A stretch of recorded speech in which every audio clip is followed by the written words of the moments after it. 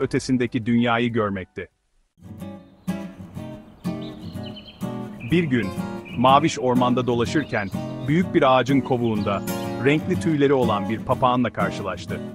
Papağan, Maviş'i görünce çok şaşırdı. Çünkü daha önce hiç muhabbet kuşu görmemişti. Maviş de papağana hayran kalmıştı. Onun kadar renkli ve büyük bir kuş görmemişti. Maviş, papağana merhaba dedi. "Benim adım Maviş, senin adın ne?" Papağan, "Merhaba Maviş," dedi. "Benim adım Rico." Maviş ve Rico, o günden sonra arkadaş oldular. Birlikte oyunlar oynadılar, şarkılar söylediler ve yeni şeyler keşfettiler. Rico, Maviş'e uzak ülkelerden, denizlerden ve ilginç hayvanlardan bahsetti. Maviş de Rico'ya ormanın güzelliklerini, ağaçların sırlarını ve çiçeklerin kokularını anlattı.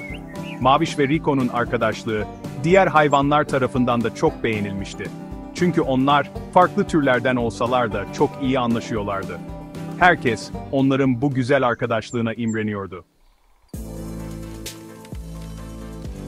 Bir gün, ormanda büyük bir yangın çıktı. Bütün hayvanlar, canlarını kurtarmak için kaçışmaya başladılar.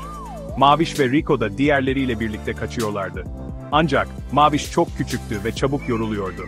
Rico, arkadaşını bu tehlikeli durumda yalnız bırakamazdı. Rico, Maviş'e "Maviş, endişelenme," dedi. "Ben seni sırtıma alırım." Maviş, Rico'nun sırtına tırmandı. Rico, bütün gücüyle uçarak Maviş'i yangından uzaklaştırdı. Güvenli bir yere geldiklerinde, Maviş çok mutluydu. Rico'ya sarılarak teşekkür etti.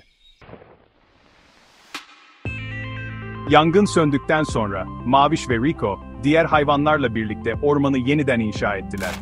Birlikte çalışarak, yeni yuvalar yaptılar, ağaçlar diktiler ve çiçekler ektiler. Orman, eskisinden daha güzel olmuştu.